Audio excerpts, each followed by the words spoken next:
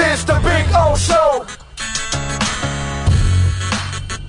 This is the Big O Show.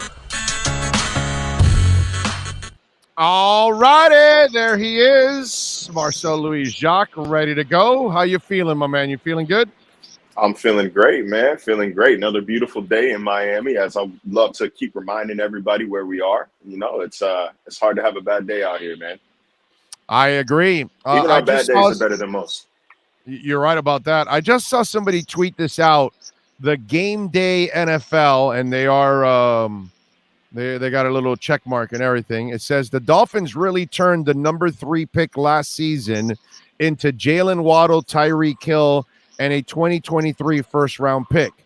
In 2021, they trade the number 3 pick to San Francisco for the number 12 and a third and a first in 2022 and 2023.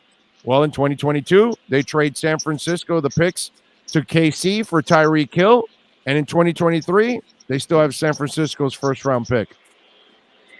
Yeah, you know, there's a lot of beautiful minding going on in there. There's a lot of numbers floating around, but in essence, yeah, that's exactly what they did. I think, and this is what Chris Greer has done over the course of his tenure as the Dolphins general manager. You know, he is pretty adept at accumulating draft picks and extracting value out of draft picks. So, you know, this shouldn't be a surprise. He does get a lot of hate for what he did in the 2020 draft with that first round. And I think, you know, I got to come here with the hater take, at least one. What he did in that 2020 draft, you can definitively say all 3 picks were the wrong pick. Tua still might work out, but all 3 picks were probably the wrong pick. But what he has done in rounds 2 through, we'll call it 2 through 5, has been exemplary in the NFL. When you look at the quality, you're not going to hit on You're not going to hit on everything. You're not. But when you have 3 first-round picks, you got to hit on one. And so Tua is his last hope. Are you hitting more than missing? In the first round with No. He's not. My brother, the draft is not first round. The draft is 7 rounds. The draft is not first round. Then there's undrafted premium picks. No. It doesn't matter. I don't give a shit if you miss on your first rounder and then you hit later on the 5th round and you get a guy that's a first round guy. So if you end up getting X in the 2nd round and he's really a first rounder, or if you get Zach Thomas in the 5th or Jason Taylor in the 3rd, I don't give a shit how you do the draft. That you don't measure the draft in the first round. You measure it in totality. Are you hitting more than missing? You don't measure it by just the first round, but when you trade 2 franchise players in Minka and Laramie Tunsil for first-round picks and have 3 in the first round, like you would expect to hit on one of them, he did redeem himself with his day 2 picks. And then last year, I thought he nailed the first round. I loved Jalen, and he nailed the 2nd round in Javon Holland. Like those were 2. Those are 3 great picks. if Tua hits, and the 3 that hit last year, who gives a shit about the other 2, dude? Like it's. I'm saying he gets a lot of hate for what he did in 2020. He needs to hit. And whoever does it, I will be ripping them 8 assholes. Okay, 8 assholes, because then I'll get Van Ginkel on their ass, and I'll get Raekwon Davis on their ass, and I'll start talking about all the other later picks that they're hitting. The draft is 7 rounds, not 1. And so if you do hit on Tua, to be just harping on the other 2. And then here's the other part that I don't like about this. The Noah pick, he had to pick a corner at that moment. He signed a guy to a long-term contract who then ends up with a domestic issue and a knee injury. He had to protect himself somehow. Okay, it hasn't worked out, but there was a method behind the madness why he had to do it, because he got put into a corner. You put Baby into a corner, and Baby had to do something. You had to be responsible. You had to go get a corner just in case. Kid hasn't developed. Okay. I'm not justifying Noah. I'm not justifying Austin Jackson. These are both reaches at the time. They're both considered reaches at the time. They still look like reaches now. I think Jackson's got a little bit more potential than Igbenogany, especially considering what the talent is above both of them. Noah's not seeing the field with Byron Jones and Xavier Howard on the field unless one of them get hurt. So his path to playing time is not as clear or it's a lot murkier, we can say, than Austin Jackson's. I think Austin Jackson, with proper coaching, with proper position, he might turn into a decent NFL starter. I think that he's a fringe starter depth guy right now. Obviously, him at left tackle was not good. Him at left guard was better. It was better enough. Yeah, I don't know. I don't know with him. I don't know. I don't know season. what's going to happen with him. If these are the guys, if he can't play with these guys, I almost have a hard time measuring any of these guys with the crappy coaching that they had on the O-line. But with these guys now, we'll find out if they can play or not. That's for damn sure. Yeah, the popular sentiment is that this is the make or break year for Tua. No excuses for Tua, and I don't necessarily disagree with that line of thinking, but it's make or break for a lot of guys. And I mean, look at everybody on that offensive line from last season. This is a do or die for y'all as well. This is hey, you're getting a lifeline with a better coaching staff, with a better support system, with an offensive mind. Can't make it work now, then we're gonna wipe our hands and move on next season. So it's not just Tua who needs to kind of prove himself this year. It's a lot of people on that offensive line. What'd you think of Mike McDaniel in the Tua luau yesterday? The Warrior is ready for the season already. Yeah, I mean, it is, and I know this is real think PC. This might be looking way too far into it, but I think if you're a Dolphins fan, this is the type of thing that you kind of love to see. You like to see your head coach going to support your quarterback's charity. You like to see him doing things off the field to show, hey, I believe in you. I have your back. No matter what even happens on that field, I'm with you as a person. And I know I'm aware, again, that might be looking a little far into it, but that's kind of my job, right? When you get paid to do Dolphins 24/7, 365, takes like this happen. So I think that it's a positive sign for their relationship. Big time. Big time. And that's Mike McDaniel for you, man. Well, he's the kind of guy that's gonna bang a drum. You know what it does? You know what it does for you and a lot of other people out there is you guys have kind of drawn the line in the sand, which is what should be done now, right? With the whole Tua controversy that we've got going, whether you believe in him or you don't, what we can all agree on now is he has the coaching staff, he has the talent now on offense. So now there are no more excuses with all of this. But one of the things that I think is another layer on top of all of that is that you have connected with the player. And so Mike McDaniel has connected with many players now. So it's going to be easier for him to ask them to do things. And now it's up to them to perform. So it'll be up to Tua. Tua now has the support staff, emotionally and mentally and all that. And now he also has the support staff talent-wise. The rest is the whole groundwork has been laid down. Right. The rest is up to him. Like I said, I don't really understand why that narrative gets such blowback, and it's a lot of it is directed at my colleagues on the television side at ESPN, that, fans are maybe unhappy with the narrative that this is a make or break for Tua, or that there's no more excuses for Tua. There are no more excuses for Tua. This is the perfect situation right now. I think fans. No, I think fans can live with that. I think they kind of get mad or frustrated because I hear from them a lot. It's, well, no, he can't throw the deep ball, or he can't do it, or he's too short, or he's got a noodle arm, or all these kind of things that they're completely inaccurate, or he doesn't have work ethic, which is the dumbest thing in the world. Anybody that has a hip injury in November and is ready to play in September, dude, you're gonna question that person's work ethic. Look, man, if you don't have a work ethic as an NFL quarterback, it becomes apparent immediately. Jamarcus Russell, Johnny Manziel. If you don't have a work ethic at that position, he is not those guys. He's not those guys. I'm saying this, so that in itself, that's that's kind of a weird argument to say that, he doesn't work hard because he likes to play golf. Everybody plays golf out here, man. It's Florida.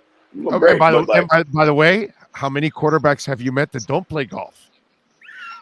It's like a pitcher saying a pitcher doesn't have a work ethic because he plays golf. No, the biggest golfers in sports are pitchers and quarterbacks, man. Yeah, dude. It's not a it's not a By the big deal. way, it's called hand-eye coordination. It's actually great for you for touch and everything. All of that is great. You know, whether you're throwing darts, whether you're golfing, whether you're throwing a baseball or a football or whatever, all of that is hand-eye coordination. That's what you're working on. Those are things that are it's a feel for it. Doesn't matter what sport it is. So it's actually a good thing for you to work on your hand-eye coordination in It's other mental ways. fortitude. It doesn't always have to be football. It's mental fortitude, and let them Yes. relax, man. Like I said, if you are an NFL quarterback without a work ethic, it becomes extremely apparent right away. You don't get away with that as a You're right. quarterback. Maybe as a wide receiver, maybe as a corner or a running back, maybe if the talent is just so significant, like you can do that. Not at quarterback, bro. Like they don't. This is not one of those little mail it in positions. So I don't agree with the work ethic narrative, or the narrative that he doesn't have one. And I don't care about the deep ball, man. Like he's not going to be asked to throw that deep ball. He's going to it's going to be there a couple times a game. Hit it when it's open. I think he's able to do that. So, like I said, I've been on record when on you this hit show. when you hit it, you're only throwing it 30 or 40 yards. It's the receiver that makes it a 70 or an 80 or a 90-yard touchdown, dude. The ball's not in the air 70, 80 yards. That's like 2 times a season you might have an opportunity to do that, unless it's like a Hail Mary play or the end of, or a penalty that you're just like unloading for the hell of it or something. But how many times do you really have in a game that somebody's open 55 yards downfield and you've got to let it go so he can catch it at the 70-yard mark? Give me a break. Although the one guy in the NFL who might be open 55 yards downfield is now in Miami. He's the kind of guy who, like, defenses and safeties, D-backs, they'll kind of stop playing because they'll say, all right, man, like he's too far downfield. And that's where I think a lot of those crazy completions between Mahomes and Hill happen, where defenses stop playing. So it's like there's no way that he's going to hit this cross his body 50 yards downfield. That's not going to happen anymore. Like that's not happening. But there's like 3 guys in the NFL who get that throw. It's not really anything to be offended by. I don't know. I've been on record on this show. You know, I've obviously. By the way, Joe Montana would have never hit that throw either. And to this day, Pat Mahomes is still looking up at Joe Montana, going, "Oh yeah, no, I'm nowhere near there yet." So you know, look, man, relax. Like I've had my share of criticisms about Tua on this show, but I've also been on the record on the show saying I think this works. Like I think this is going to work. Like I think this is perfect for him. I think this is the exact kind of offensive mind to extract the most out of Tua. I think that this guy brought Jimmy Garoppolo to a NFC Championship game, and weaker conference, of course, but harder division. And I don't think that, you know, Tua is worse than Jimmy Garoppolo. So I think that this works. I think it's going to work. I think Tua will get closer to that ceiling. I think his ceiling is like top 12 in the NFL, give or take, top 12 in the league, and at his best. And but I think that his floor is going to be a lot higher this year than it was last season. So obviously, you know, like I've said, I need to see it from Tua before I'm going to definitively say one thing or another. But, you know, gun to my head, is it going to work? Is it not going to work? I think, yeah, Tua has a successful season in 2020. Florida-born, Kentucky-grown just sent in a super chat. He's asking, can you please tell me why the mainstream media, that's you, labeled Tua a bust, but Trevor, Zach, and Trey get nothing but love? Answer their mainstream media. I don't know how much love Zach Wilson gets. Does Zach Wilson get that much love? His mom gets some love. Yeah, I'm not talking about anybody's mother, but I don't think Zach Wilson gets. You want to admit that Zach Wilson's got a hot mom? I think he has a visible mom in more ways than one. So I'll leave it at that. I'll leave it at that. That's very accurate. Mainstream media, you're not going to trip me up like that, no, I don't think Zach Wilson gets all that much love. I think that Trevor Lawrence has been kind of heralded as that dude for the past, you know, since he was in high school. He's a stud, bro. Get him a better environment and he'll be just fine, dude. Please. I'm still not I'm not doing backflips over the supporting cast. They just got him this offseason, but at least they're trying. They put money around him, and they got a legitimate coach in Doug Peterson there as well. I think that's going to do I think that's going to do wonders for him. He had to survive, there should be a reality show called Surviving Urban Meyer and starring Trevor Lawrence. So I think he figured, he didn't have great numbers last year, but he had a horrible I don't blame system him, around dude. him. Back-to-back first overall picks. And then Trey Lance, I don't know if there's enough evidence either way to accurately critique Trey Lance. He hasn't played enough. Oh, really? We just haven't seen it. Oh, really? But yet we label Noah a bust who's barely played. There's a reason that Noah's barely played in 2 years. Oh, he can't play because he's got two studs in front of him, dude. What happened when he did play? Huh? What happened when he did play? He was a rookie going up against Stephon Diggs, one of the 5 best route runners in the NFL. Completely unfair. He did get cooked. And then what did he do against the Jaguars when Byron and Xavier didn't play? Go see if the Dolphins will give you Pat Surtain rookie tape. Go tell him. Go see if they'll give it to you. What did he do? But that's 2 years. He's been there 2 years. They've seen him in practice. And he can't even get on the field on special teams. The second year, he played even less because the guys never got hurt. Those two guys didn't get hurt in the second year. X and Byron did get hurt the second year. They didn't play in London. Was it like one game or something? They barely got hurt, bro. They played most. They were both on one. Both those guys were playing on one leg in Tampa Bay, and got roasted by AB and Mike Evans. But you're telling me if you don't have a legit third cornerback that you're not going to tell one of your guys, hey man, like we've got support for you. We got support for you. Don't push it here. Don't push it here. Oh, they played these guys on one leg because it's like we have nothing else.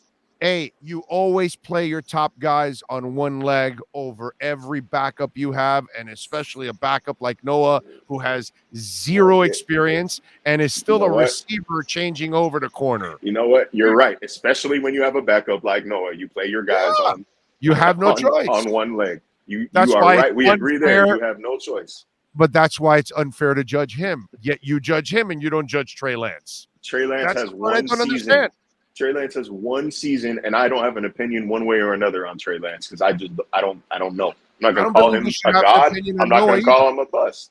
I don't believe we should have an opinion on Noah either. These are apples and oranges. Oh, you can have an opinion on Noah if a team that has seen him for 2 years still can't find a role for him, not even on special teams or barely on special teams. That doesn't mean anything, dude. Sam Madison wasn't a special teamer either. It didn't matter. Was Sam Madison inactive for double-digit games? No, never. But what I'm saying is some players aren't special teamers. That you just can't do anything about that. Devontae Parker was never going to be a special teamer. You can't do anything about it. Some guys, whether you have them, they're your starter or even your backup, they're just Albert Wilson, just not a special teamer. They kept him on the roster. I don't know why, but not a special teamer. That's the problem. Sometimes some guys just aren't that. The argument is he's got X and Byron ahead of him. Of course. So, I understand not playing a whole lot of defensive reps. But he's not even on the active roster on game day. I know. He's a healthy scratch on game day. That means they're saying if you have no experience mid-game, even if one of these guys gets hurt mid-game, we do not trust you to fill that role. That is what they're telling him by making a healthy scratch on game day. But my brother, if you have Noah experience, then you can't use him as a backup. But once he gets experience, then you can use him as a backup. So you'll use the other guys that have played that are more veteran-like players. But because Monogamy got Noah experience, that's the problem with him. And so it's hard to count on somebody with Noah experience. Who are they playing at third corner? They're hoping that Justin Coleman would roll over, or they'd roll Nick Needham from nickel to outside if one of those guys gets hurt. Exactly. That's who they played a dangerous game with basically one backup cornerback. They played a dangerous game, making Noah a healthy scratch on game. But there's a reason. Practice tells you more. And that's what happens when your starter. That's what happens when your starter gets in a domestic issue with a knee injury. You get put in a corner, and then you have to do something. And look, it didn't. And you were forced to do something you probably didn't want to do. And you got the wrong guy, unfortunately. There's a reason why you don't reach for need. That is a old draft adopt. You do not reach for need. You take the best player available. There must have been something about it that he loved. There must be something that they loved about that kid. Something. I think there's something about him in practice that they didn't love. Like, for all of Brian Flores' faults, the man knew defense. The man could coach defense. He had a good defensive back staff. That's been the spine of this team. It's been the spine of this team for the past 2 years. The spine of this defense. Do you know defense when you're playing Jalen Phillips in coverage? Do you know defense when you're putting Jerome Baker a middle linebacker and you're overthinking yourself? I don't know. You know, sometimes I think Mr. Genius did some things that were head scratching at times too. I don't think that the critique of the Miami Dolphins over the past 2 years has been that they weren't good enough on defense. I don't think that was I don't think that's why people are mad at Brian I'm Flores. Just saying he did play people out of position. That's just I'm saying. Try to get creative, for all his genius, there were times where he did some things that you were like, yo, what the hell are you doing? You know what I mean? So that's the league. But no, man, I'm telling you, they've got 2 years of 2 off seasons. They've got 2 years worth of practices where they see this kid play. And they're saying, I don't care if you've got superstars at cornerback, if you got a guy who can play, you're going to make him active on game day, period. Yeah. But he's a project. He's a project. Noah is a project. And I've spent so much time talking about him. I don't want to make it seem like I'm hating on the kid. I think that, fresh starts, maybe fresh staff, maybe, it's mental at this point. Oh, you're hating on him. You're hating on him. I don't think that his career is I don't think his career is in the can. I don't think it's over for him. But let's not pretend. Let's not pretend like he's been let's not pretend like there was some diamond in the rough over the past 2 years. Like they've wasted some opportunity. Like he hasn't shown enough to be active on game day. I would be more comfortable calling him a bust than I'd be calling Trey Lance a bust. I haven't seen Trey Lance. I can't call it one way or another. It's science. You would have called Pat educated guess. You would have called Pat Surtain a bust after year 1. What about after year 2? No. But that's where we're at with Noah. This is year 2. I know, but this is an experienced corner. That this kid's not an experienced corner. That's the difference. Huge difference. Pat Surtain's like a real, natural corner his whole life. This kid is not, and that's the gamble you take when you got to teach a kid a new position at the highest level. It's a hell of a challenge. That is a gamble. That is a gamble for a first round pick. That's a gamble to make in the first round. Gambles are taken sometimes. Sometimes you hit on them and sometimes you don't. We'll see what happens. What are you working on ESPN so folks can check you out? Took a break from Noah. Took a break from the community service story with Jalen Phillips. That should be coming out this week finally. We got draft prep coming. I believe I have a story dropped today about the mentality of this new defense, or the same defense, new energy. And I want to say that we're going to be getting Mike McDaniel and or Chris Greer at some point in the next week or so. Don't quote me on that, but as we got the draft coming to us, everybody's had to adjust their line of thinking. Everybody has had to adjust their expectations for this year. No longer are we looking at round 1 or 2 guys. We need to see who do we think BPA, what directions can they go in the mid round. So that's going to be coming soon as well. And I'm going to be here twice a week as always, baby. By the way, I got to give Eric Lopez a little love. X was nothing special in his first 2 years at all. He wasn't like, oh my God, he's X. No, he was just like, yo, what's up with this? Was he a healthy scratch on game day? No, but I'm just saying he wasn't impressive either his first 2 years. He wasn't. X became X in year 3 is when he started to really come onto the scene. So it's actually Eric brings up and that's an experienced corner, not an inexperienced. Which is great, but not impressive is not the same as healthy. But it's 2 years of playing, not 2 years of not playing, 2 years of playing. So they gave him time to develop, and that's the difference with him now. And what's worse for Noah? He hasn't shown enough to earn that time. He hadn't shown this staff over the past 2 years enough to earn any sort of time or to earn even the right to be active on game day. Dude, how are you going to show practice? Two guys you're paying $50 million to? You're not going to show anything. It doesn't matter what you do in practice. These guys, practice, film room, the weight, everything. There's so many areas outside of game day that you can steal the coach's wife and you won't get started. Okay? Forget an interception. You can steal the coach's wife and you're still not going to get started. And that's pretty good thievery for a quarter. You still won't start on this team. Look, man, Your hatred for Noah is amazing. God. I'm not gonna call it hate. I'm just saying, like, jeez. The whole debate started about calling him a bust versus calling Trey Lance a bust, which that's apples right. and oranges. Apples and oranges. Right.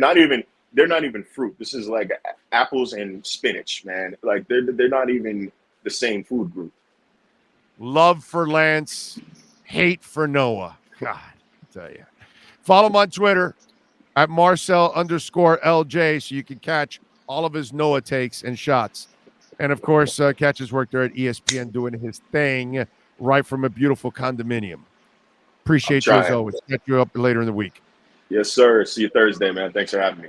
You got it. You now have the edge, folks, and go to myedgedrink.com. All right? Listen, we're talking about the best energy drink on the planet. It's an elixir that you are going to love, mixing it up with a little vodka, a little rum. I like it with my Grey Goose. So good. I'm telling you, go to myedgedrink.com. Delicious. Zero aftertaste. Are you listening to me? Delicious, smooth, zero aftertaste. Zero, which is amazing because every time I've tried an energy drink, it's got some stinking aftertaste that I cannot stand. But Edge, and what is it, like 78 calories or something? Ridiculous. All right. So Edge energy drink. Oh, by the way, at Liquor Split, now you can use my code Big O, not at Liquor Split, but at myedgedrink.com so you can get 10% off your order. All right. So myedgedrink.com, use my code Big O and get 10% off. 10% off myedgedrink.com.